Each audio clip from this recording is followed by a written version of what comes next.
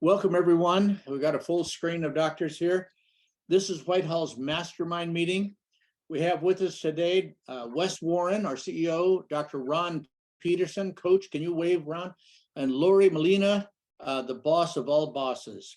Well, welcome, everyone. I think I recognize most of you.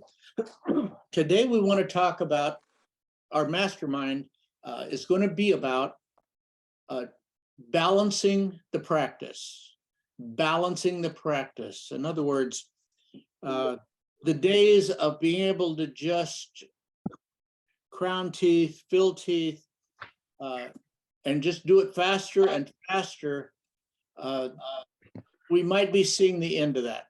Because we're seeing the practices where doctors have something, a big case source. Maybe they have implant placement, all on 4, all on 6.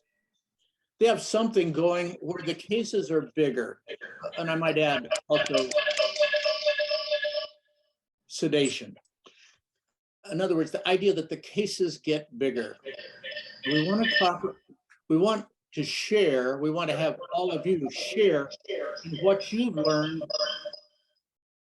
about attracting, presenting, selling, delivering bigger cases. Now, whenever this happens, whenever a doctor finally has somebody walk in and say, give me everything. A friend of mine at another practice had all his teeth restored. It looks great. It was $45,000. I'm ready to go. After having one of those, it's so hard to revert back to tooth at a time dentistry. And what we find is that we may be ready for those things, but sometimes our patients aren't. We've talked in the past about the problems and trauma to the practice of showing unexpected treatment. People come in for one thing and all they hear about is TMJ, or all they hear about sleep dentistry or something. And they don't just leave, they leave somewhat miffed. So what I'm going to ask is, we're going to ask you to share. All of you, please get on video so I can see that you're with us. And all you have to do, Lori, try to watch with me, see whose hand goes up. And we want you to share the, I'd like to maybe start with the impact that a bigger case has had on your practice. I have doctors that it's been a bad impact. Who's the dentist that just does the big cases? The general dentist? He's not. He's a specialist. Not a periodontist. Prosthodontist. Wes and I worked in a prosthodontist office who was going 20 for 20. He'd show 20 people big cases and sell nothing. So I want to hear the impact that it's had on your practice, for good or for ill, and what you might have learned. Let's go ahead.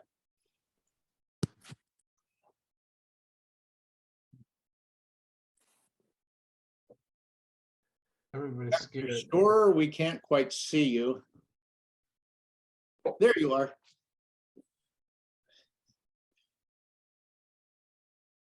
Let's start with Flower Mound Dentistry.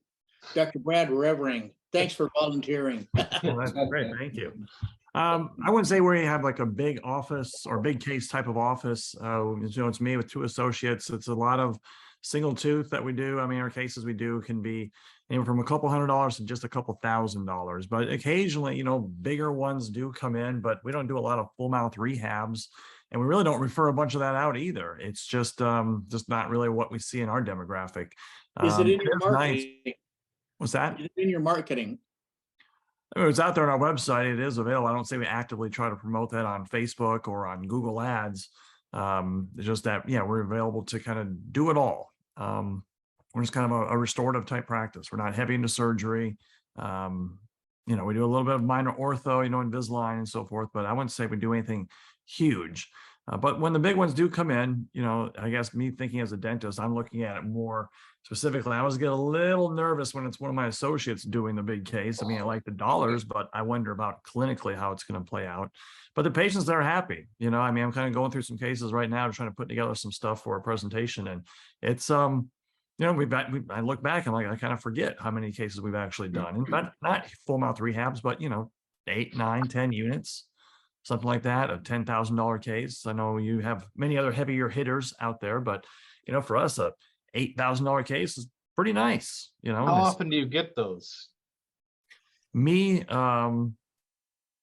once every month or two. The other associates, probably something similar. So the office collectively, let's just say one a month, or maybe two a month.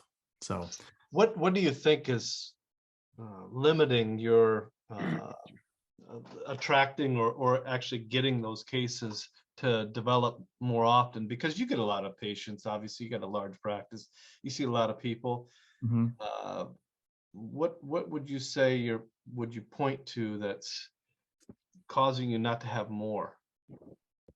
Well, one thing I think we could do, well, first of all, we're in kind of a nice, affluent area. A lot of people educated, have already taken care of their teeth. They're great. Everyone thinks, well, that's good. They have money, but at the same time, they're pretty educated and they've been taking care of their teeth. But I think what we could do better on our end, and me specifically, is maybe slowing down a little bit more during the exam, gathering the information, open the doors, and talking about more than just problems, but talking about elective stuff, and try to get out of the idea of like, well, I don't want them to feel like I'm selling them anything, or I don't want to be telling them something they came in and had no idea that they wanted to talk about. They just wanted this one tooth looked at, or they just wanted a cleaning.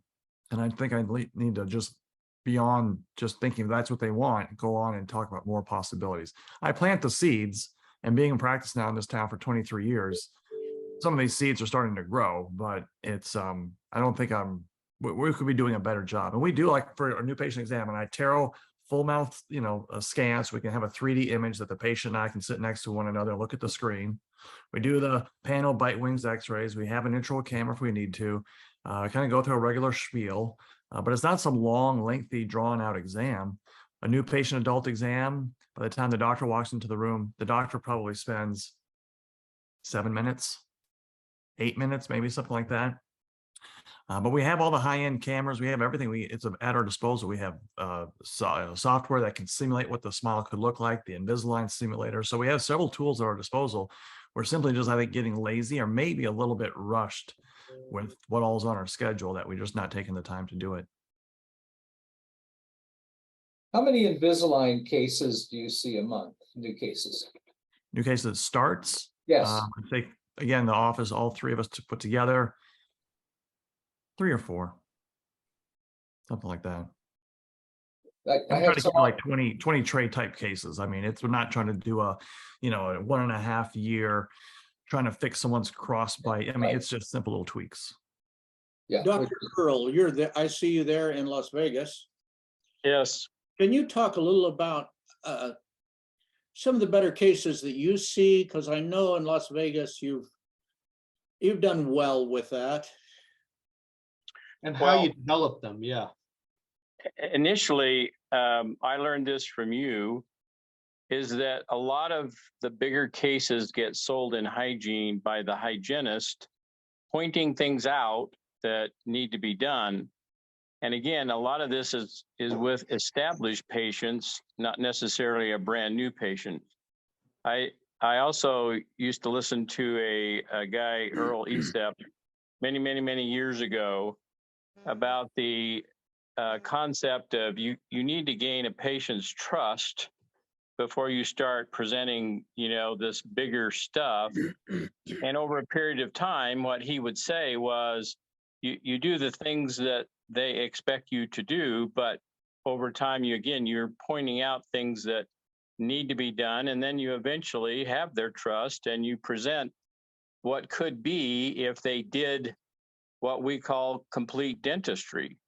And then all of a sudden it's not something that overwhelms them, because they've already been in to see you, 3 or 4 or 5, times.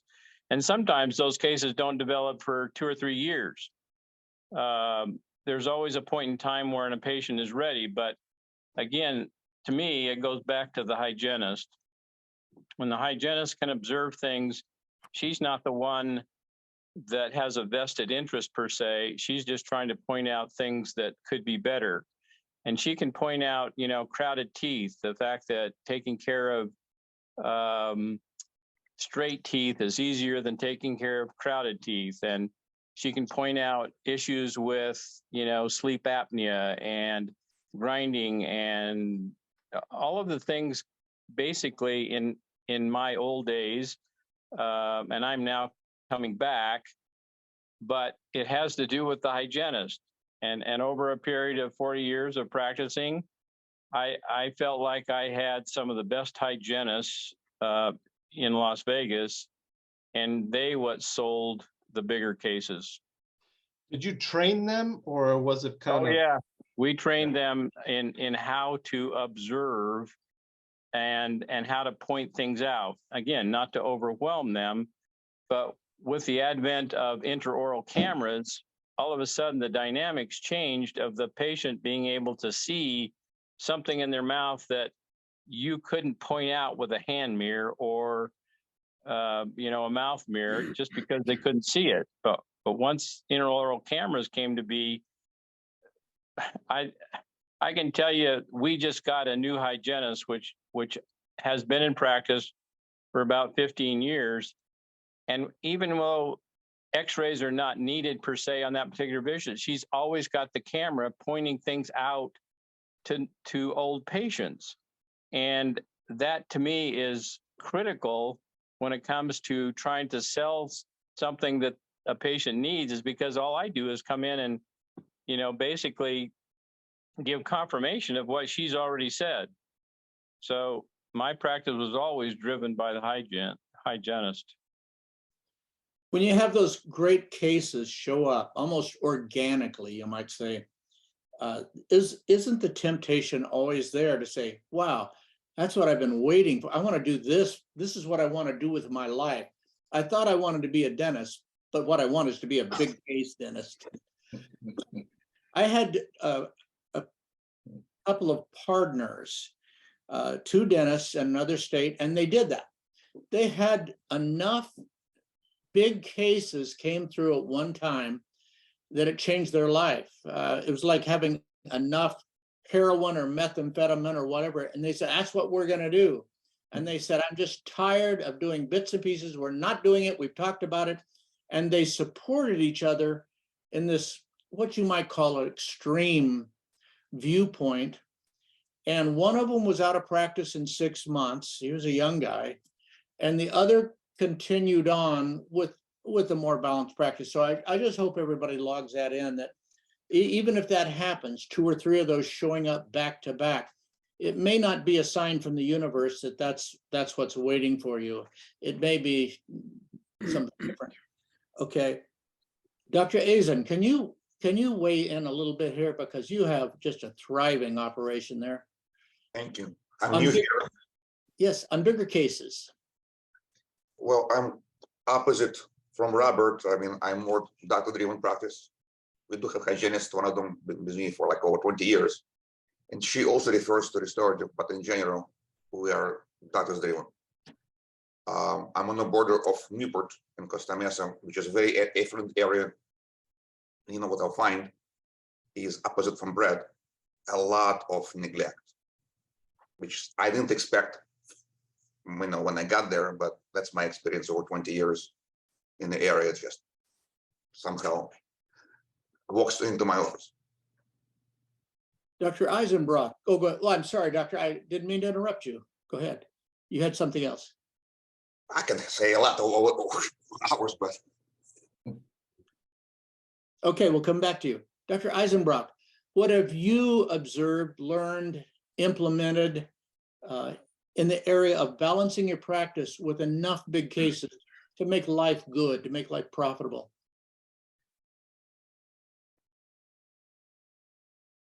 He's muted. You got to unmute first. And that was probably solid gold. We missed it there. Yeah.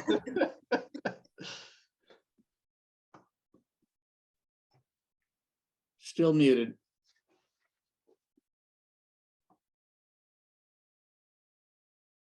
Okay. Does that work? There we go. There we go.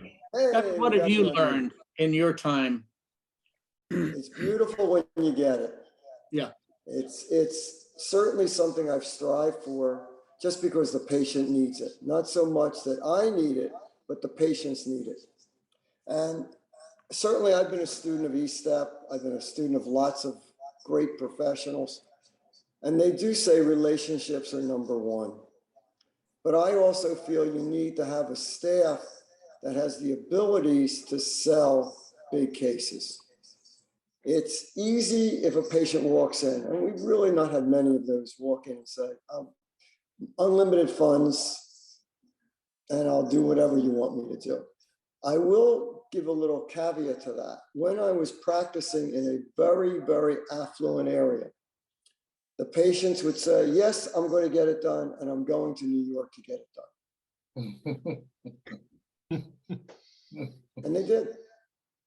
So I was good for the little stuff, but when it came to the big stuff, the cosmetics, they would say, I'll go to, go to the big guys. So that's where I would feel that a good, stable, and knowledgeable staff, and I'm going to say not all the staff have to do it, but you have to have, as you said earlier, your new patient coordinator has to be able to enroll the patient and evaluate if this patient is mentally and emotionally and financially able to handle it. And everybody says, yes, yes, yes to me. I want it all. I want it all, but, yeah, I can pay for it. And then when you say, how much can you put up today? It's like, do I have to? So if that's any help, I'm listening to you guys. All right. Dr. Peterson, any thoughts on what you've seen among your clientele? Yeah, most of the successful practices have a large base that have the ability to provide some specialized type of treatment. So some are getting into all on fours, all on sixes, do a lot of surgery in their offices. That's rare. Others less complex implants, as I believe Dr. Evering was saying, with the iTeros. I have offices now that scan everybody every time they come in, and they're comparing, showing them differences, and averaging. In one case, office in Southern California, they do about 3 new cases a month, a week.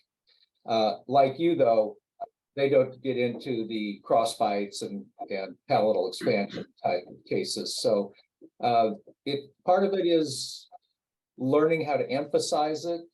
I just happened to sit in on a training from one of their iTero reps, and she had some good ideas on how to present and how to work with the patients, and even to the point where they have a specific people that really sit down and do the case presentation. So the idea of having hygienists and staff that are trained to show people things, to use the scans, even now some of the newer scans with the lasers can even show some carious areas. And the great thing is with a scan, people always think, well, how much radiation? And with an iTero scan, there's none, because it's lasers, it's not radiation. So you don't have the resistance to taking x-rays. So that's been good. I had another, if I may, Greg, just one other thing I wanted to add. I have another office that does extremely well with whitening. So I asked, well, how do the hygienists do that? Every time a hygiene patient comes in, they take a color shade. And the patients ask, what are you doing? Well, I'm taking a color shade of your teeth. Well, what does that mean? Well, your teeth can get darker with time. It opens up a whole new conversation. And just by taking the color shade, they get lots of people that decide to go ahead and have their teeth whitened, because they're now aware of it, that it can be tracked, and that there are things that can be done. And that's not pushing it at all. It's just taking a shade, and the patients ask and opens the conversation. So I agree completely that a great hygienist is an incredible asset to the office, because they have so much one-on-one time with patients. If they know what they're doing and can present things well, they can keep you very busy with productive items. Okay. I want to ask a question for everybody here. I'm open to anybody to contribute. Just raise your hand and we'll call on you. How about But me? let me give you some. Yeah, Paul, somebody wants to speak. Paul, I think it is. The one with no face. Yeah, the one with no face. Well, I'm a long-term back in the 80s with Greg. Yes. So I consider myself a long-term Whitehall oriented in most ways, probably about 80%. And I would say it really depends with big cases and such, what your goals are. If you're going after the high new patient flow, because volume is a cure for a lot of things. As much now, I don't see that as so much true in my area now. I would say we're more after little less advertising, much more on DNPRs. And the staff issue is what I feel is the crisis in the industry right now. And the biggest thing for us is we have way more meetings than we've ever had. We have department meetings, home office schools. We've taken them all from Whitehall, their clinical courses, those little spiral books we have, and we study them. But getting everybody on the same page, and that's, you know, your new reception. I mean, that's getting them up to speed right away, everyone. And then trying to have enough staff where you can do the same day treatment, whether that's crowns or more, but having the assistant really spending that quality time. I know hygienists, we certainly try, and we've slowed down with hygiene to have an extra unit or two just for those purposes, with the intraoral camera, with that. And we do heavy duty chart audits. I mean, the assistants do the chart audit, the hygienist, and then the doctors review all their patients before the morning meeting. So we've really doubled down on everything Whitehall, except the bonus. We haven't been doing that as much lately, but that's allowed us to at least stay alive and compete and do pretty well overall. But I have wonderful staff right now, and I live in fear every week that they may drift off here or there. So I am losing one of my best hygienists right now because of just everything in our area is daycare. And then some of the temp agencies are paying incredible, like $10 an hour more than the highest regular fees around here, wages. So that gets hard.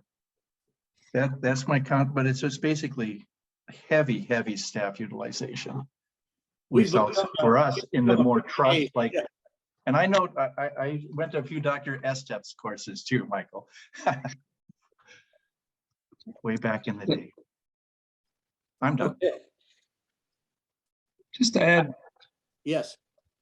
if I could, when you're talking about the utilization of staff and utilization of our hygienists, one thing that I tried a couple of years ago, just to see where it would go, was incentivizing the hygiene of whatever came out of their room that was scheduled on to the appointment book. We gave them a percentage of, like 1%, just to see what that would do. And from that, they would set me up, much like Dr. Earl was talking about earlier, how they set him up to continue the conversation that they've begun with the patient. And from that, I would always add to what they had already started, or try to add to as far as building a case. But I got more bigger cases from incentivizing them just with that little bit of 1%. I just tried it, and it was amazing, the competition between the hygienists that we had. So it was kind of interesting to watch that dynamic happen in the office. And I have 4 hygienists going. We have 2 doctors and 4 hygienists. So we have a large hygiene practice, but through that, we've utilized them with that little bit of an incentive. And I've actually incentivized the ones that are really good at it even more, gave them a little higher percentage. Anyway, just a thought to pass forward that really had an impact for us, and it also impacted and it wasn't a selling thing. We just did it mainly as what is the healthiest thing for our patient. And of course, we built this over years of relationships. Of course, that's what our foundation is based on, our practice of relationships. But that little bit of a dynamic or incentive for the hygiene was really a boost to us. I started marking off 2 Fridays a month to do just for big cases. Not that I had, I may have had 2 a month, but we had more than we were having before that we started that. I have a question for everybody. If you could just raise your hand, maybe we can call on you. Thank you, doctor, for contributing. As we think about doing this consciously, as opposed to just letting things fall out of the chair or hoping the hygienists will do their part, of these categories, what is probably the most profitable, rewarding for you? You know, we always talk about bonus for staff. What about your bonus? Here we go. I'm going to give you some choices, Dr. Eisenbach. Sedation, you know, a real push for sedation, implant placement, Invisalign, or quadrant dentistry. Which of these, let me give you an example. With implant placement, a lot of people forget there's a substantial cost of hardware. There's the marketing costs that can range from $250 to $900 a case. There's multiple unexpected visits on certain, you know, like if it's cosmetics, people want the office to be fixed up. They want the staff to be great. You know, in other words, it can really overhaul it can make you have a much bigger cost of doing business. That said, Dr. Eisenbach, can you weigh in? I was going to say, mathematically, it is crown and bridge. That's just the most money we make. But that's not what most of my practice is. We cater to dentistry for cowards for my whole lifetime as a dentist. And my patients are more apt to let me do dentistry if I can get the nitrous on them, get them comfortable, and then they start to accept the dentistry. I feel fear is one of the big things. At least that's what most of my patients are. So catering to cowards is in your website, your marketing, your Whole thing. Presentation. Okay. Dr. Martin, I see you over there. Do you mind sharing with us? Hey guys, Of Hey, all Chris. the happy things I've Saturday. mentioned, yeah, Hi, Chris. which of these has the best, it makes the most contribution to your practices? Well, that's a great question, Greg. I just want to clarify. Thanks for having me, by the way. Hope everybody's doing all right. This is a challenging time. It's probably the hardest 2 years of my practice. Is the question what comes out of hygiene that's profitable, or just profitability per procedure? What ends up being a larger case? What is the source of it? Is it one of those I mentioned, sedation, implant, Invisalign, et cetera?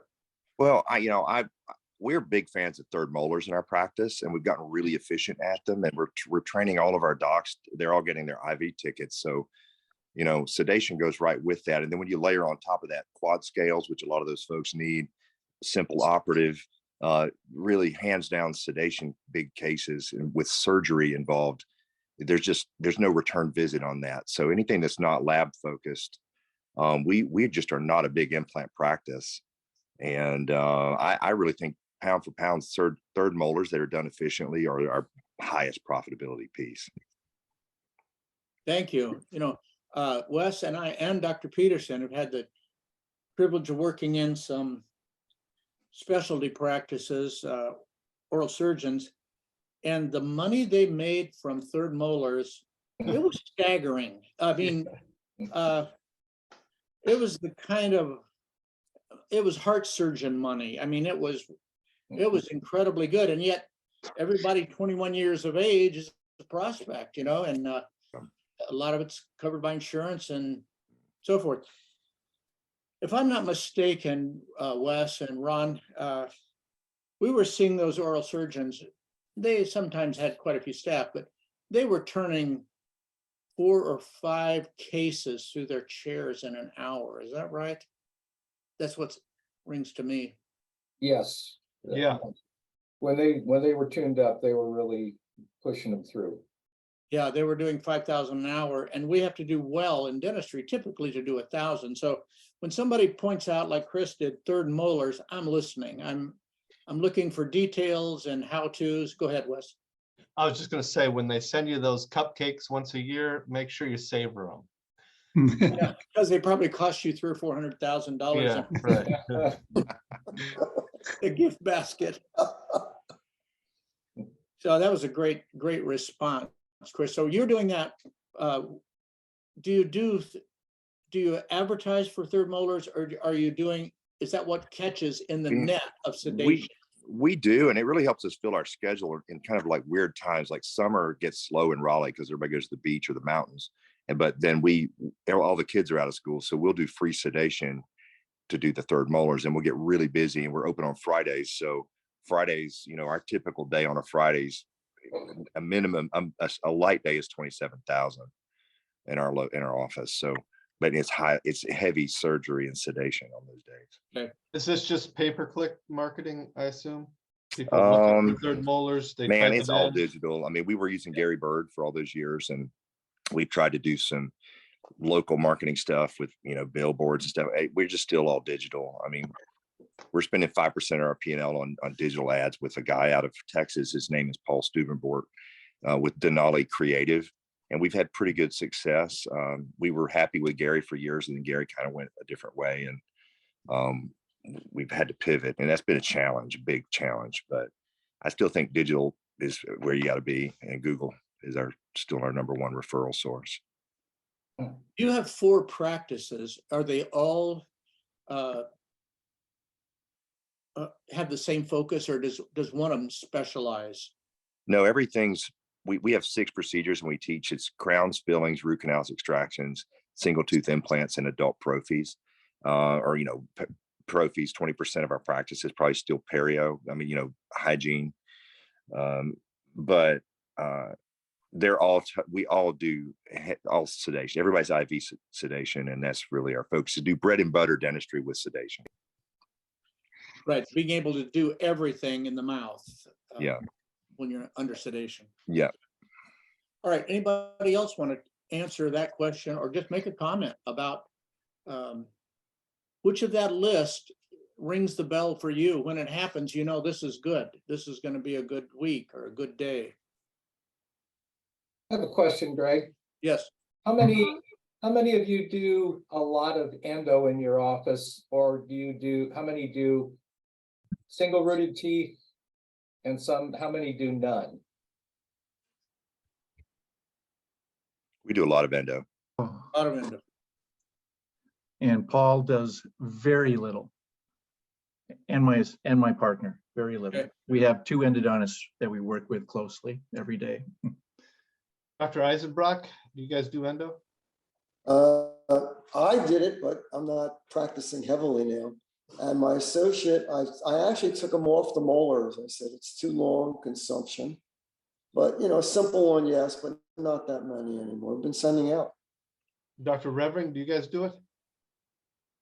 We do just kind of the simple ones. We have the CT scan right there in the office, so we can evaluate if it's going to be a tricky case or not. If it looks like it has some hooks in the root tips, then we're going to send that out. But if it's straightforward, we'll do it in the office, which is nice because we can scan and know what we're getting into ahead of time. Just as a small benefit, we have the exact same CT unit as our endodontist does down the street, so we can just burn a disc, for the patient. They can take it with them. So, we get the CT fee, which is small potatoes, but it helps in just kind of figuring out more clinically which direction we should be going. So we do so. I'd say we probably do about collectively in the office half a dozen cases a month. I'm seeing in education a trend, though, where the schools are teaching less and less endo to undergraduates. In fact, I talked with one the other day that will graduate this spring, and they can graduate, and this is a well-known school, they can graduate having done no clinical endo on a patient at all. They're all going to the residents.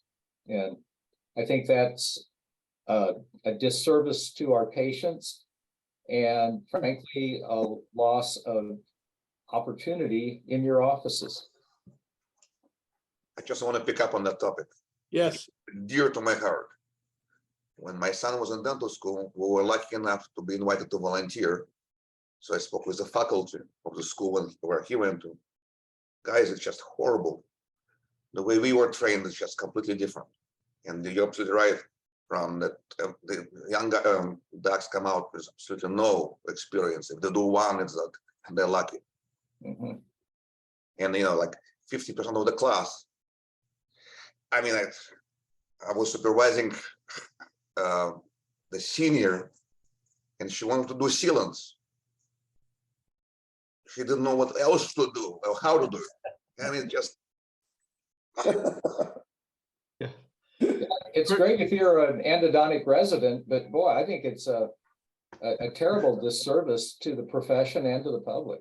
and they Absolutely. specifically said that Ron needs to go to residency, and it was so true. That's where he learned most of the stuff. Mhm. The new dentists just aren't as motivated as you They're folks. not competent.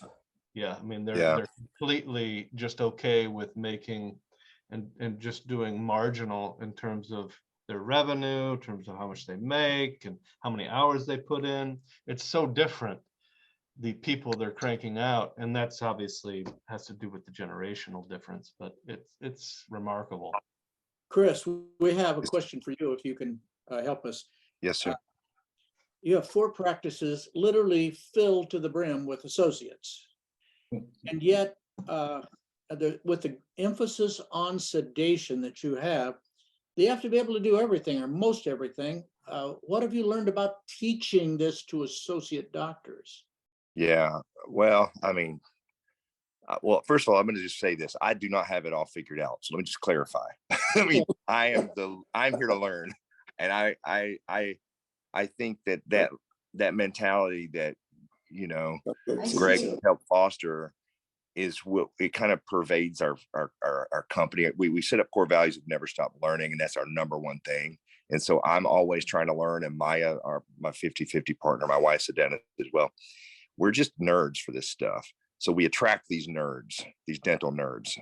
And we're proud of the fact that we're dental nerds. And we just, we don't want anybody that doesn't want to learn how to do these 6 procedures at the highest level with sedation. So, but what's interesting, and I found out, this is really cool. I just got a doctor that was a high level producer. She sold her practice to a local PPO corporate. She worked for a couple of years and it didn't work out because, of course, they sent a manager in, and just the manager wanted to do things completely different than her mother, who was her office manager. Basically, her mother quit because she couldn't handle it. And the new manager was like, we're doing it our corporate way. And of course, she bounced because she didn't want to do it that way. So she asked me if I was hiring, and right now we don't have space. We just don't have any room for another doctor. We need to build more space or open more days or whatever. But I think the point that I was trying to make was that she's a sedation practitioner, and she wanted to do sedation in her practice, and we do a lot of that. But there just wasn't the support in that corporate office for that procedure for her. And when she got loud about it, she's like, the corporate told her, like, we've got more doctors lined up than we can even process, but we can't find office managers. Oh, so there's a lot of doctors out there. There's just not any office managers. So that's why my life is so hard. I can't get managers and auxiliaries. We can get doctors all day long. So. But in teaching them, does Dr. Maya do that? Who does the hands-on, here's how we do things? Well, I didn't answer your question. I apologize. So we do a lot of mentorship. Like Maya and I are basically out of the chair now, but we don't want to be. We still like doing dentistry, but we're always available to coach them. And like, we'll come in and take a tooth out when they get stuck. I'll say, lay the flap. I'll do, when you get stuck, call me. Well, I'll take the molar, the crown off, and then you can take the roots out. And we just constantly over their shoulder helping them. We also have a very, very clear, specific checklist of training that they have to go through. And the right doctors, it's like 3 pages of checklist items they have to go through. And for example, watch a video about there's 6 videos on our culture they have to watch and take tests on, and then they have 25 full mouth series and panos that they have to go through and do interpretation for and do treatment plans on. So we're all equilibrated the same way, and nobody gets to see new patients until they've reviewed 25 new patient exams. And then we mentor them and shadow them. And we have a monthly study club, and we go through everything and that they have questions about. And there's a cadence for it. January's new patient exams, and we review every January. We go back and talk about new patient exams. February is crowns, and then fillings and root canals and so on and so forth. And we revisit that every year. So study club is that place where we all get kind of recertified in our village dental way. So it's a process. Good. But it really starts with hiring, I would say. You got to have people that are open to it. So you let them know that they're going to be doing more than they might be doing now. Yeah, and they're all average 7,000 a day. I mean, they get it. Like they're all making. I mean, when we hire them, we're like, you're going to make $350,000 a year here, and we show them. We black out the paychecks, the names, and we just show them this is the pay stub of our average doctor. So they're like, ooh, I want that. And you're also going to teach me how to take a wisdom tooth out. I'm like, yeah. So, it's, again, if I could do that with office managers and get people that had, ability to, and we pay our office managers well, but there's just not any supply of them, so, I mean, but I don't know if you guys feel this way, but this is the hardest. I've never experienced anything like this. Like I'm every day I'm like, I'm selling it. I don't want to do this anymore. It's not fun. I don't care how much money I make. It don't matter. I mean, it's just the managers and the staff are different. Now, are you guys experiencing that at all? Yeah, 100%. Too much. Yeah. And I think that's why corporate's coming in. And I mean, everybody around me has sold. Every big group, every guy that was like crushing it before COVID has sold. Okay. We have time for one more topic, and I'd like to bring this up and see what you all have to say about this. Dr. Chris Martin over here sent me a text, probably in the middle of the night. That's okay. Yeah, probably. Keep them coming. But no, this whole concept of the economics of hygiene, it's being completely turned on its side. Hygienists wanting $75 an hour. They sound like all of them are Lady Gaga. She wants this big buffet every day in a room. They're like, we used to think they were divas. They're really divas now. I mean, they're in another category. I was reading, we lost 10% of hygienists. I mean, I don't know why they went to school. They just quit, and so different economics. People come to you and say, your highest paid person, I'm making $35 an hour. Now I want to make 70. That's what we're talking about. How do you turn around and to a patient and say, well, we got a couple of ways we can go here. One, we can dramatically increase the cost of a cleaning. I can start selling you little bits and pieces of all kind of weird stuff, from nutrition to Botox. In other words, we can start selling a bunch of nickel and dime stuff. In other words, what's the economic way forward in a world where hygienists have such high expectations? I mean, they're pushing towards dental status right under our noses. They want to be dentists almost, certainly from the income standpoint. What have you all experienced? What has worked for you, Dr. Brad? Actually, from this, the last mastermind we had, I took the idea of doing accelerated hygiene, which is not a new concept, of course. And so with us, we've been able to do is hygienists at first started pushing back on it, but how it works is when they're on their regular, every 50 minutes seeing a patient, they get right now it's $45 an hour is what they're getting. But when they do accelerated, we're going to pay them $55 an hour. And they do get a dedicated assistant, of course, that helps them run those rooms. And so when I add up the additional patients that they can see, we're running 2 columns, and then extra cost for $10 an hour extra for the hygienist, plus the cost of an assistant. It actually has a net just slightly lower difference than if we were just paying them straight for doing 1 column.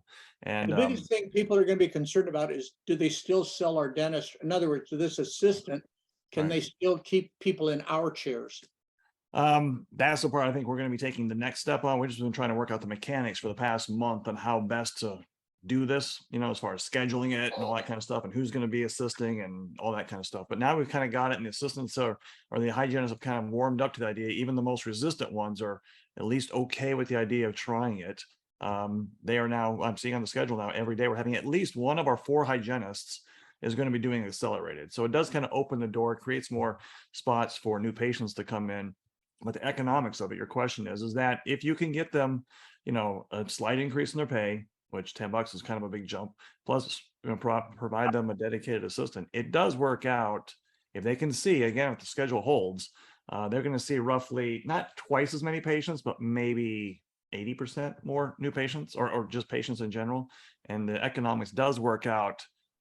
It's okay. And I think the biggest benefit is just getting more patients. And again, it's a volume thing, solves a lot of problems. We're able to get more volume, which I think is the real carrot in this whole thing. And the economics of it just makes it more palatable. Hey, Brad. Yeah. I got a question for you. Are you seeing a lot more just flaky patients in hygiene? Like we're we got all this crazy demand because we had 6 columns for in like one office. Our big office, we had 6 hygienists for years and years, and it really wasn't a great profit center. It was just, we just had a lot of dentistry coming out of there, right? Same day and stuff. But we still have that demand, and people are mad at me because I'm canceling their appointments left and right because I can't find hygienists, right? But then we booked an assistant or 2, and then people are just falling off left and right. I don't know if it's poor hygiene coordination because of my weak admin staff. Probably that's a big part of it. But I'm just curious if anybody's seeing a lot of just flaky behavior from patients. I wish we can go back and look, like in practice by numbers, or dental intel can maybe tell you what I call it the vacancy rate, just how many spots go undone that were already previously, or at least spots that, the hygienist could have seen someone. It seems like it is. Maybe that's more of emotional. When you look at the schedule, you get kind of upset to see holes in it, but the holes weren't there before. But yeah, I mean, we've had that problem where the book was full for, the next several weeks, but the day of, if you go back and look at that schedule, hole, like throughout. And so, yeah, that flakiness. Now I do attribute some of that to, again, having a turnover front desk staff, working with a bunch of temps. Absolutely. And also, we went off of some insurance plans back at the beginning of 2022. And so some of these patients, I think, made their appointment. Now we're out of network, and they're not having the courtesy to call to cancel their appointment. They just don't show. Can I comment on that? Yeah. Because I've worked with probably 24 offices specifically on this issue. Because it was such a big problem during COVID, it's so easy to just call and say, I think I might have COVID, I can't come in. What we found was the turnover at the front desk, the people at the front desk, their attention to detail and how they did hygiene coordination was the number one problem. Yeah. Yes. And really getting them trained and holding them accountable to those columns fixed, I would say, 90% of the problems. We would still run into spikes when COVID would come back around, and we would have cancellations and everything like that. But it really came down to the quality of person, and obviously some training, some technique, because there's a lot of you have had such turnover at the front desk. The knowledge base of how to do it is gone. Yeah, and that's where I'm at, Wes. Yeah, they've just lost it, and so it's a copy of a copy of a copy. Right. And, when you ask them, what do you say to a patient? When you confirm them, they don't really have a real script for it. Or when do you call a patient? Ask them. So go on Monday and ask people, your hygiene coordinator, what do you say when you confirm somebody, when you actually get them on the phone? What do you say when you leave a message? And all that stuff is very important, exactly what you say. And what you're going to find is it's very generic. Hey, got an appointment at 9 o'clock. Call me if you can't make it, or call to confirm. It'll be very poor. And then ask them, what day you normally call? How often do you call on that exact day? And you're going to find that it's just a disaster. Yeah. That's what we're finding. Yeah. And that's I would say 80-90% of the problem is. Here's my dilemma, Wes and Greg, is like the people that got me there are so burnt out, like the mid-level managers and our leaders. They're like, I can't even do this. They're just throwing it. Their hands are like, you know, as exasperated as we are, like they're worse. Like, they're like, I don't even want to do this crap anymore. It's not worth it. And so you start losing leaders, or they don't have the motivation anymore to train people, it seems like.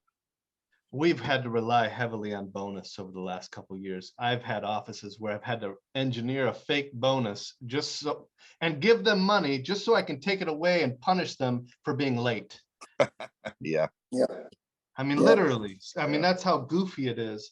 Yeah. I've had to do that, give them bonus for 2 months for basically nothing, They're just doing their job. $150 a month, because all these people would be late or call in. And then we just said, hey, if you call in or you're late, you lose the bonus for the month. And all of a sudden, 80% of the people stopped the attendance problems. So yeah, we've had to do all kinds of creative stuff to fix the COVID hangover that people have. Good. Okay, thanks for listening. I want to thank everybody for covering that again on the economics of hygiene, because if something doesn't change, our direction is probably toward having some kind of associate doctor doing hygiene or something that we weren't doing before, certainly before the pandemic. Okay, with big cases, we talked about what's the best to add. If you're going to consciously say, I want to add something to enrich my bottom line, just to enrich, and of course, to help the people that I'm looking to serve. We talked about third molars, and somebody said crown and bridge, you know, and nobody went this way. Did any of you remember Dr. Gary Cameron? Sure. Gary Cameron was an amazing guy,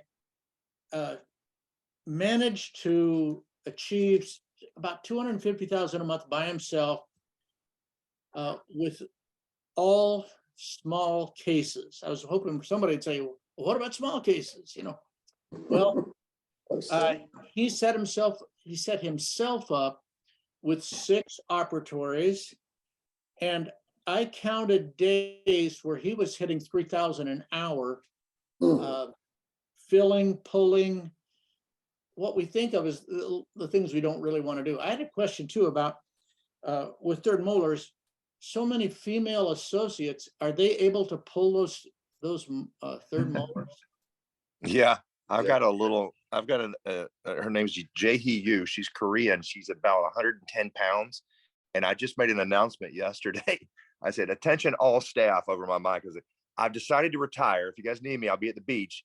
Dr. Yu is taking over all third molars. And literally, these were like, they look like T-Rex teeth this girl took out. And I mean, we were all high-fiving, but yeah, I mean, it's just technique, really. Okay.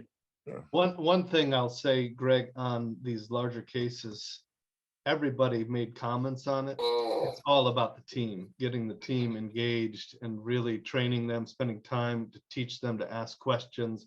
The color shade's good, but yeah, just asking patients simple questions and getting them talking about it. It's about getting the team engaged. It's also about facility. Cases, What's yeah. that, Dr. Paul? It's also about facility, because you've got to have, identical rooms all set up. You've got to have the staff to just direct you. I mean, the doctor needs guidance. If he's totally in the moment with that patient, day after day after day, with multiple patients, it takes that staff training, like Chris was talking about.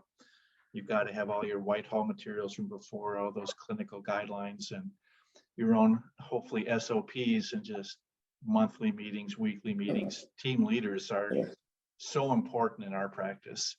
And if Chris is losing his, I just feel so bad for Yeah. that because, oh my Oh. gosh, replacing them is, oh, I don't want to think about it. If I, Greg, Yes, go ahead. if I can get back to the hygiene issue, just to tell you guys what my experience has been lately. Half of my hygiene team quit on me within 3 weeks of each other. Oh, yeah. I feel you. Okay. I was able to get them replaced, but I had to raise every hygienist's salary up to meet the new person that came in. Yeah. All my practice is probably 95% PPOs. So Yeah. as you guys know, Usually I it's- don't have an ability to raise those prophy fees. So what have I done? Nothing. I've cut, my salary's been cut from that. Is going back to confirming appointments. I go through a service, maybe some of you guys do, that the patients receive text messages a week before their hygiene appointment, asking them to confirm, just like these restaurants are doing. So that's been helpful too. Okay. And then my staff has been on a bonus. I've listened to Greg, to show you how long I've listened to you. I remember when you were talking about municipal bonds with Profitable Dentist magazine. Okay. That's going back. So my staff is all on bonuses. So the front desk is on bonus. And so they're pushing for those confirmations too.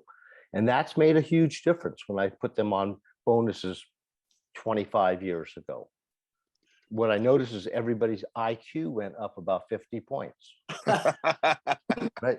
So yeah, I share your frustrations. That's why I joined this group. I don't have any answers really. I guess we're all kind of in the same boat. I'm in Santa Monica, California. You know, the pool of employees is limited. But at one time I had a lot of HMOs. I was very big in the HMOs. And I did have associate doctors doing the hygiene. And if there's more plentiful doctors out there looking for jobs, I would go the dentist route, which was also very handy because then if you had a cancellation and an emergency, you had a dentist there that could fill in. So that's my contribution for this morning. Can I Yeah, make some comments on, in dealing with that, you know, with all the fees going, not the fees, your overhead going up with staff. So I've had, I would say at least 20% of my offices that are solo doctors, meaning they're just trying to keep themselves busy, is we're starting to eliminate a lot of the plans. Not a lot, but certainly half the plans to really enrich their collections. So it's definitely because the demand has changed. So you still got the same number of patients wanting to get in to see a dentist, but there's just nobody has a hygienist. So it's so easy to find new patients now that it allows you to slip out a network where before you were very, very dependent on being in PPOs. So yeah, that's one way to strike back, So is start to move away from some plans. I have an idea, guys, that I came up with literally like last night. And Dr. Peterson, I need your help with it. I really want everybody's feedback on what kind of blowback this is going to provide. It involves some technology and it involves some state board regulations. And I want to get some feedback. So rubber cup prophies are not allowed by non-rubber cup prophy assistants. You just can't polish teeth without 2,000 hours in North Carolina, right? Dangerous procedure. Yeah. Right. Dangerous. But if you guys have ever had an Oral-B Vitality $30 toothbrush and a reciprocating head and some prophy paste in your mouth, it feels amazing. And assistants can legally brush teeth. So it got me thinking. So I bought a bunch of these things and I got some disposable heads off Amazon. They're 52 cents a piece, just like the rubber cup, just prophy angles. And I gave these to all my dental assistants and said, hey, for all the hygiene patients, go in there and instead of polishing their teeth with a rubber cup, use this thing and prophy paste and brush their teeth. And literally what I'm seeing is exponentially cleaner teeth, exponentially faster polishing, quote unquote. We're not coding that as a rubber cup prophy. We're just an oral hygiene instruction. The assistants love it because they feel like they're hygienists patients don't know the difference. And actually the doctors are all walking in, and the hygienists, when they come in to scale, they're like, oh my gosh, there's actually plaque not on the teeth now. It's all wireless. It's all cheap. And I started thinking about, okay, that's working better. Patients don't know the difference. The hygienists love it. Doctors love it. The assistants love it. It's all cheaper than prophy angles. There's no law that says you have to have a rubber cup prophy angle put on your teeth that I know of. And then I started thinking, well, if I can't find hygienists, what if I go to my patients and try this? And I just say, look, we can't scale your teeth, but you can come in and get a checkup, bite wings, oral hygiene instruction, which includes an electric toothbrush with prophy paste, assistant, flossing, polishing, oral hygiene, reviewing your treatment plan, updating your x-rays. You still get a checkup from the doctor just like before, but you just don't get scaling. And I've not done that part yet, but I want everybody's feedback on what kind of blowback could that possibly create? Dr. Peterson. Well, as having been on the board of examiners for 8 years in Arizona, this again takes me to how ludicrous so many of our laws and regulations are. Most of the laws that I've seen, including here, assistants have to take a course specifically to learn how to polish teeth. Right. I don't see a problem with what you're doing at all. In fact, if I was going to argue in front of a board, I'd argue on your side, certainly not on the other. Now, the hygienists are going to get their underwear in a knot because they don't want people doing things that they have been able to carve out for their own part of practice. But I don't think you're doing anything wrong at all. You could even, in fact, I was talking to Greg and Wes about this earlier this week. You know how long the military takes to train a hygienist? A day. It's a few weeks. They're not RDHs, most of them in the military. They train their own, so they can't go out into practice to become a hygienist in the real world because they don't meet the qualifications, but the military doesn't care. Right. So they teach them how to scale teeth. Of course, it's a different clientele, but I really think it's maybe time for our profession to look at another level somewhere between or expanding the role of assistants and maybe letting hygienists do a little more with probing, diagnosis, co-diagnosis, so forth. But just like anesthesiology, there may be one anesthesiologist in the VA hospital and 3 or 4 nurse anesthetists or other trained anesthetists.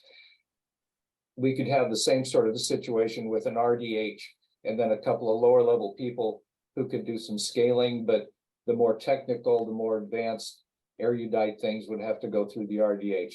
That's a battle I'm getting too old to fight. I've been through some of those in my career, but I'm thinking that may be something we have to consider because my clients, especially in California, someone right out of school wants $60 and someone that's been out of school 3 months wants $75. I got a question. I got one question, Chris. How long would it take one of your dentists to follow in after they've had that cleaning and actually do the prophy? So we're doing a lot of that now. So we've experimented with that just to see, like I came in a day and I did 3 columns of hygiene myself and it was fine. If you've got a dentist that's all they do is just cleanings, it works. But it's very hard to attract doctors to our practice that want to do that. So it still takes 15. It still takes 15 minutes too. It's 5 or 10 minutes of scaling. If they do a decent job, it's not much, and patients don't really care on adult prophies. But here's my point on that: is we're a sedation practice, so asking doctors to get up and go scale when they're trying to leave a patient, it literally sucks the soul out of their body. Like I see. Oh no, I get it. I'm just talking about these folks here that are dealing with problems where, using that little trick, and then they come in and just clean them up for 7 minutes, do a 3 or 4 minute exam, and they're in and out of the room in 10, 11 minutes. Sure, it's a few minutes longer, but they're able to actually turn a room over and get a cleaning done. Are you talking about doctors scaling teeth that are also doing operative? Yeah, so they bounce in and they do their exam. They Yep. did that cleaning trick. And you said it cleaned the teeth up pretty well. Yeah. Oh, better. And then, No, I mean- they come in behind it and do a real cleaning. No, we've done all that, Wes, and it's miserable.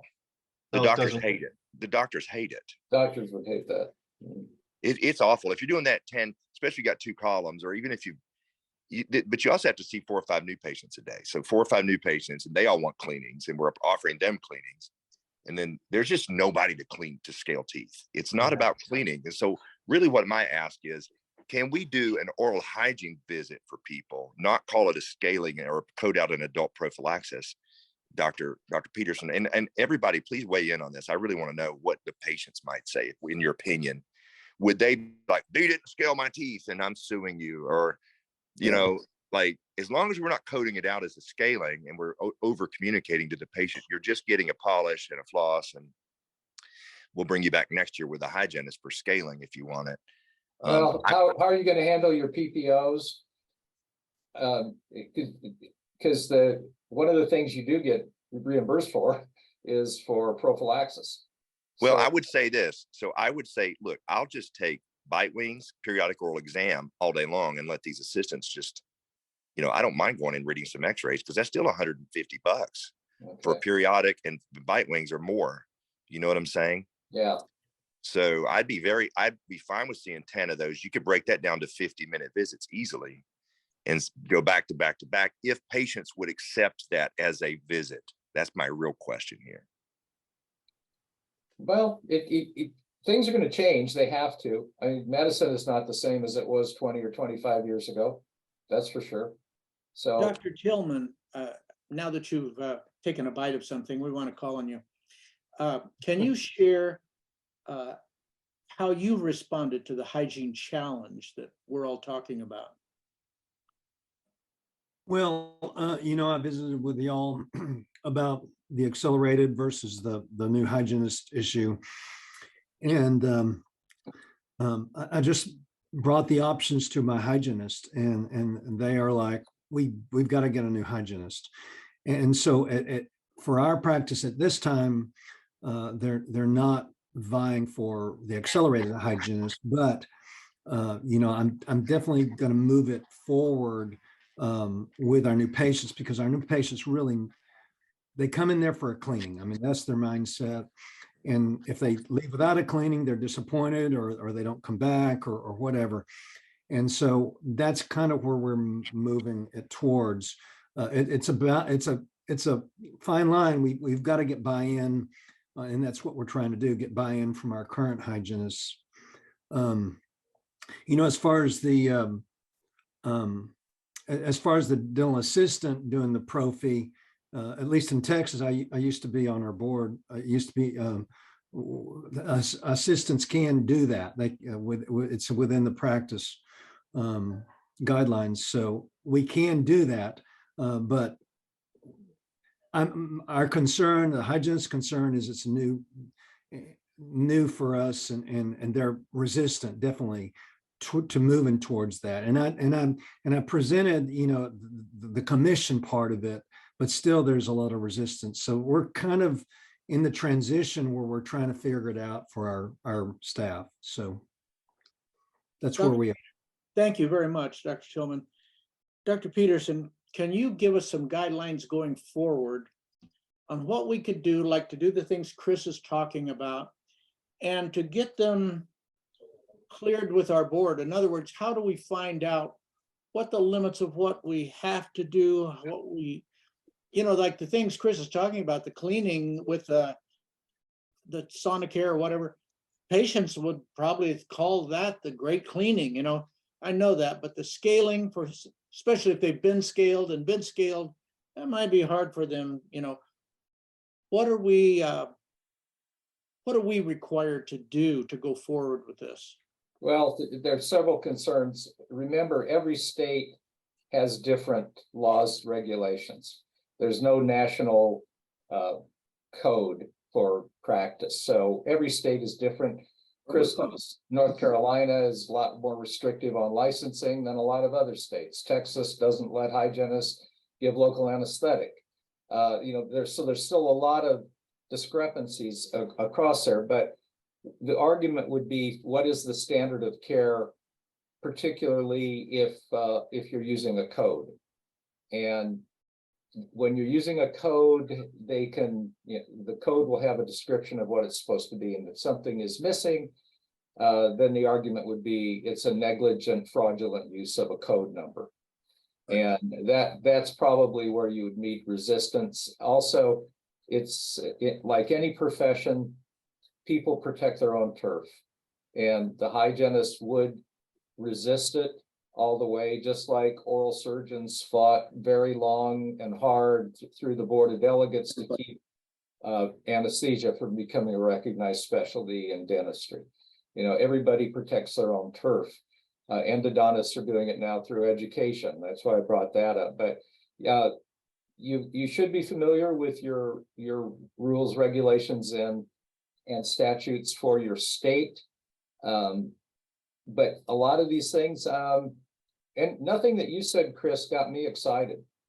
The insurance companies, that would be where they'd play the games with the codes. Frankly, if you're not dealing with insurance, you can call something anything you want, really.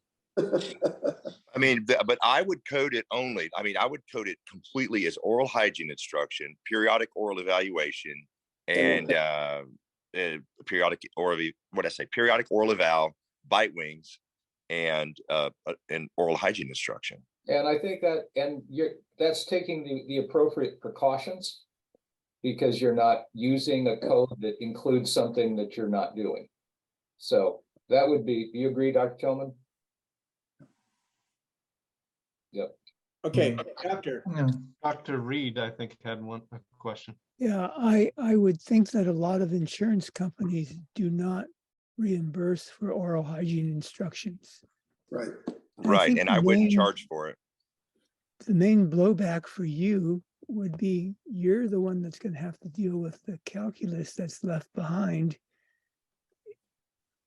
in the future. Yep. Yeah. So the idea would be, and I agree, like I don't want to neglect it. We would tell the patient that we're not scaling the calculus off. We'll get you back next year with our hygienist, or in your next 6 months visit, you're going to see our hygienist. That allows us to cut in half the demand for scaling hygienists, but still offer that checkup. And, it would be, I think you're 100% right. You'd have to inform the patient clearly that we're not taking the chunks off. And I think new dentists not only can't do root canals, but they don't know how to clean teeth either. Agreed. Agreed. Dr. Peterson. I'll let Dr. Earl talk first. He had his hand up. ahead, I want to make a comment to Chris. You got to unmute yourself. I had just one comment. I think Chris's idea would work fantastic with accelerated hygiene, where the hygienist is just scaling teeth. She could scale, 3 patients an hour and have an assistant come in and do the, oral B part of it. To me, that would work ideal if you get the hygienist on board to just scale teeth. And like I say, with a Cavitron, you could scale, 3 patients an hour probably. Yeah. We're just at that space. There's just so much demand in some of our practices. Like I had 20 hygienists on payroll at one point. We have 4 now. And that's just how bad it is. We're grasping for straws. I think everybody is in that same boat. And the problem is that I believe almost every single hygiene school is putting out 20 hygienists a year, as opposed to dental schools putting out, 50, 75 new dentists a year. And the problem is there's not enough hygienes come out. Yeah. Eisenbrock. Chris, nice to talk to you. You too, Doc. To help, what I've been doing is in my marketing for employees, the statement I keep saying is we're non-corporate. We're going to make it easy. It's going to be a better position you have than what you have now. A lot of the good employees, I believe, get upset and don't like the corporations.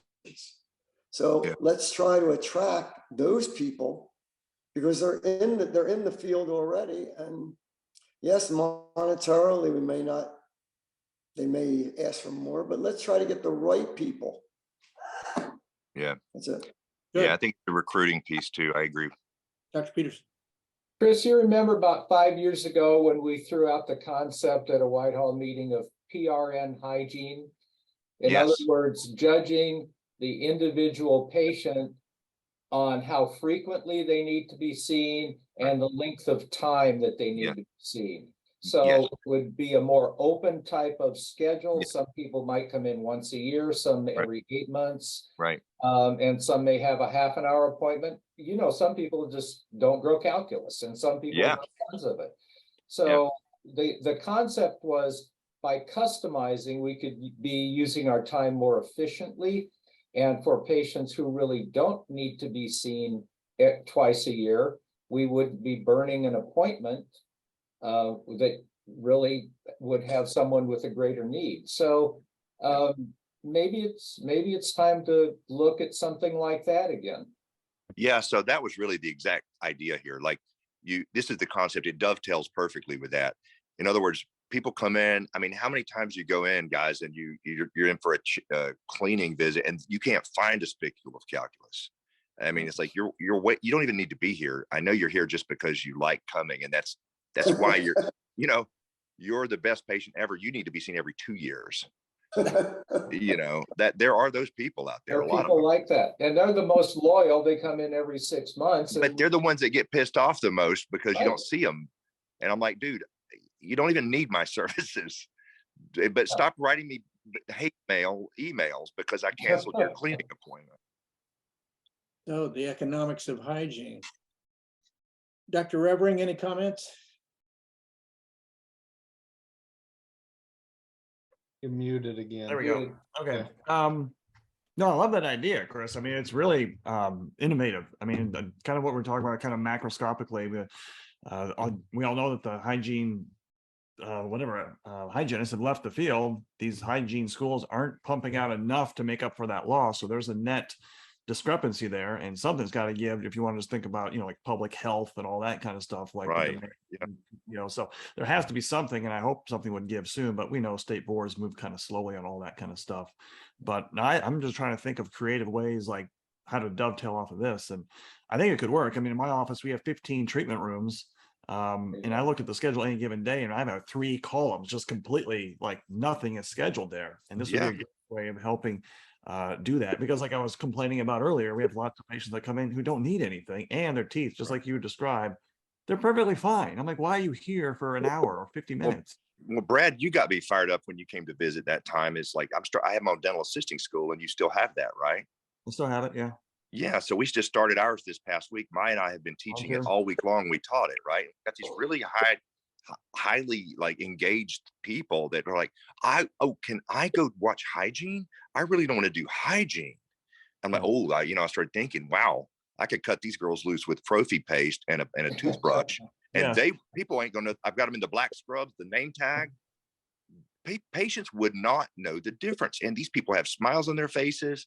I'm got them brushing each other's teeth. They know how to do it. It's like, as long, I think that this may be a way to fill those 3 columns with people just doing oral hygiene instruction and x-rays.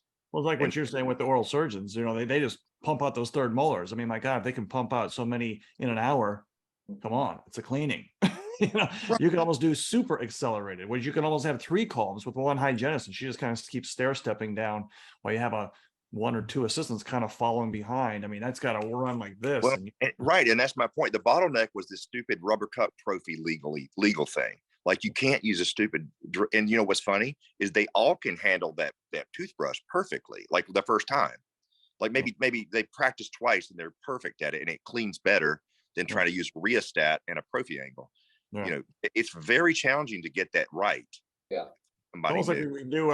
Too bad it's not like the automatic car wash. You can choose the express or the manager special. Right. Yeah. Yeah. Dr. Peterson, can you just comment on what PRN? It's pro re naga or something? Yeah, it is. It's as needed for just like a prescription. And what we were looking at, and Chris, you were at that meeting. I remember it was a mastermind, and we talked about a program that was really tailored for the patient based on their needs. Yep. Well, How couldn't you frequently tell the and how patient, long the appointment would be. couldn't you tell the patient, a patient that comes in and you say, hey, this patient's been good for years and years and years. You have the option to come in once a year, or you can come in twice a year and then explain Chris's program. Yeah. It's up to you. Yeah, and you could, it's easy to say we're trying to personalize and customize our treatment Right. methods to the needs of the patient as opposed to fitting you into this grid. Yeah. Now, it's, I mean, it's- all you it got to takes do is more say work doctor up front. prescribed only once a year, doctor prescribed, and you know, and they're gonna. But then I mean, it's nothing to come back. They could come back every 3 months and get a polish and not pay a lot of money. So the win for the patient too is those people that just love that feeling of getting their teeth professionally cleaned, right? I Yeah. mean, a lot of people have never used an electric toothbrush. Yeah. And it's a great service to patients, especially if you can lower the fee for it. Mhm. You know what I'm saying? You just need the room. You gotta have the room. Right. Yeah, that's Well, your model, Ron, eliminates needing the room. Yes, You because can you're see double the customizing amount of everything. patients and right.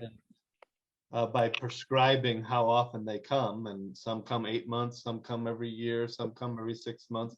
Obviously, you got people needing to come every 3 or 4 months, Yes, but it can open up the capacity of the practice to start seeing the patients that really need to be seen, like you said. I mean, Yeah. we're not trying to do anything against what patients need. not at all. In fact, that's the argument. We're customizing it to the needs of the patient. Right. And I think that's true too of the, you know, the part of the reason we need as a business them to come back is to get the restorative done. It would allow the doctors to do a restorative analysis and say, oh, you definitely need to come back. Let me look at that cracked tooth before it Well, gets yeah. bad. So These you can people still that have good teeth. capitalize on that piece. You Yes. know, oh, I need you back for a cleaning every 6 months. I need you back for oral hygiene instruction every 6 months. You know, but you don't have perio. You've got I've coached broken teeth. offices where the hygiene is completely all clean, nothing comes from it. It's all been done, and there's just no room to get new patients in there. Nothing. They're And perfect this patients. model Yeah. would absolutely work. Now, when we introduced this, you introduced this about 4 years ago. 4 or 5 years Kind of ago, was yeah. like, it was kind of like, that's interesting. But now we're down to the point where I think people would actually start trying it. It's the kind of thing hygienists are the first people to hand back to you and say, "Well, that's not going to work." They said the same about same-day service. Yeah, I was enlightened by this when we, in our mastermind meeting, asked doctors how long it took them to do a prophy. I was shocked. They would kind of sheepishly raise their hand and say 12 minutes or 15 minutes or something. And hygienists that were there just were rolling their eyes. I can take a 12-minute procedure and make it last for a full hour or 50 minutes. Always.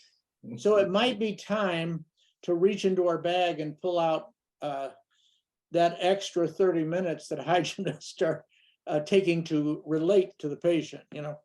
Okay, all right, we're out of time, but I want to ask a favor on a couple of things. One, that if you make any progress in these areas, especially this one that Chris has talked about, or in getting a successful outcome with a better big case, you know, more predictably able to draw out a better case.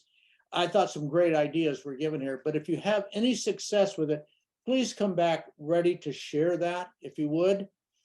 So we appreciate everybody. We appreciate everybody who contributed, everybody who was here. Thank you. Wes, anything else? Nope, it was good. Dr. Peterson? No, good meeting. We'll see you next month, and please feel free to call us about these things between now and then. Great. Thanks Thank for you all. facilitating. Take care. Thanks, Greg. Everybody. Thank you. Yeah. Thank you.